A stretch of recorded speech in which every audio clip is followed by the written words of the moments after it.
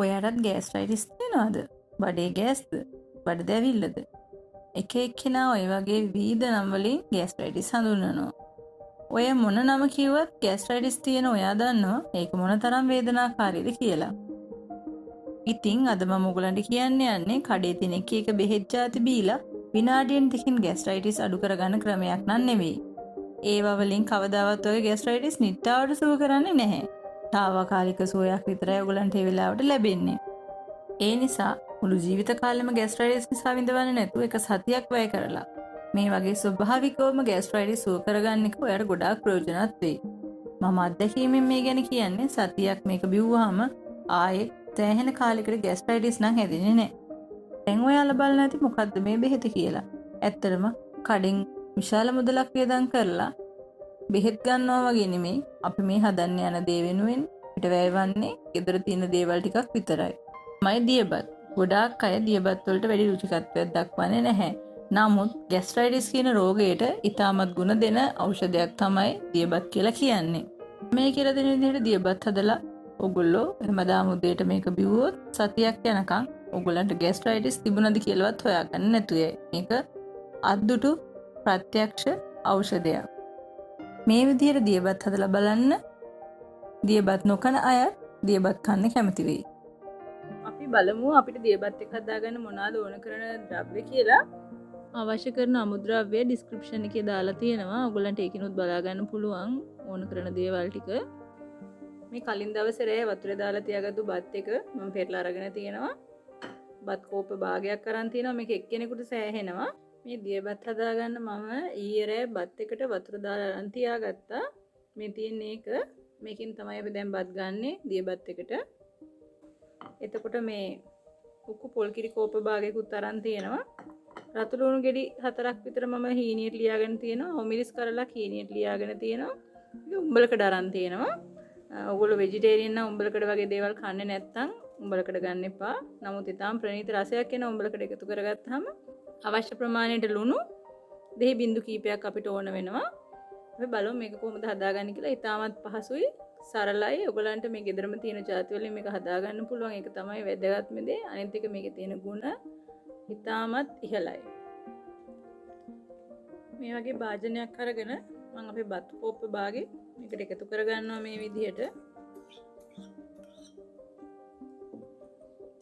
ඊට පස්සේ මේ අපේ කුපොල් කිරි කෝප්ප භාගෙත් මේකට එකතු කරගන්නවා මේ විදිහට.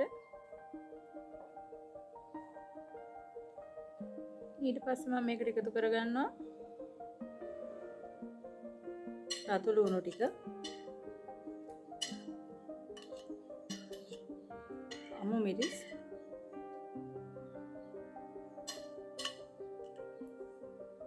උම්බලකඩ.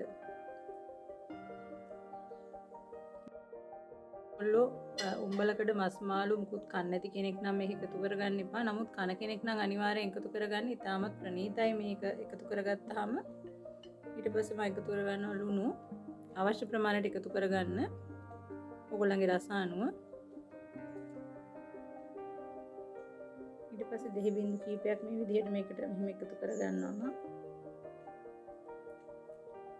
දැන් මේ සියලුම දේවල් හොඳට කලවම් කරගන්න. මේ හැන්දෙන් මේ විදිහට හොඳට පොඩි කරගන්න. මේ බත් එක ටිකක් පොඩි වෙන විදිහට මේක අතින් ඔයගොල්ලන්ට පොඩි කරගන්න තියනවා වඩාත් හොඳයි.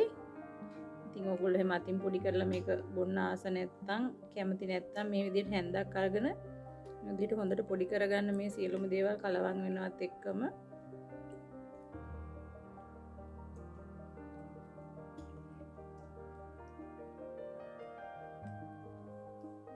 ඉස්සර අපේ ගෙවල් වල කිරි අම්මලා අත්තලා මේ දියබත් හදලා බීලා තියෙනවා. ඇත්තට මේගොල්ලෝ මේක උදේ සම්පූර්ණ ආහාර වේලකටත් හොඳයි මං හිතන විදිහට. මොකද මම සාමාන්‍යයෙන් සමහර දවස් වලට මේ දියබත් එක බොනවා උදේ කෑම වේල විදිහට.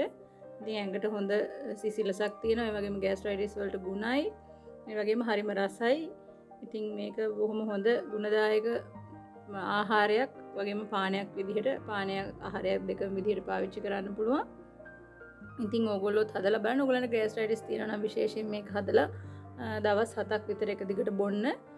හිස් බඩ බොන්න, තේ බොන්නේ නැතුව තේ බොන එක නවත්තලා මේක බොන්න. සෑහෙන සුවයක් තියෙනවා. මම මේක කියන්නේ අත්දැකීමෙන්. මොකද මටත් ගෑස්ට්‍රයිටිස් තියෙනවා. මමත් ඉතින් ඒක පොඩ්ඩක් වැඩි වුණාම එක කෑම කාලා වැඩි වුණාම බොන්නේ මේක තමයි. මේක ඇත්තටම බෙහෙත් වලින් ලැබෙන ගුණයට වඩා ඉතාම ඉහළ ගුණයක් තියෙනවා. ඒ වගේම ඇඟ සිසිල් කරවන්නත් හොඳයි. මොකද පොල් කිරි කලින් වතුර දමාගත්තු බත් අපි ගන්නෙ. වගේම රතු ලුණු ඒ වගේ දේවල් අපි මේකට එකතු කරගන්න නිසා තා හොඳ ප්‍රණීත ආහාරයක් උදේ ආහාරයක් විදිහට ගන්නත් පුළුවන්. මේ වීඩියෝ එක හොඳයි කියලා හිතනවා නම් ඔයගොල්ලෝ මේක ලයික් කරන්න, ෂෙයා කරන්න. ඔයගොල්ලන්ට අපේ වීඩියෝස් හොඳයි කියලා දැනෙනවා නම් අපිව සබ්ස්ක්‍රයිබ් කරන්න. ඊළඟ වීඩියෝ එකකින් හම්බ වෙනතුරු ඔයගොල්ලන්ට සුබ දවසක්.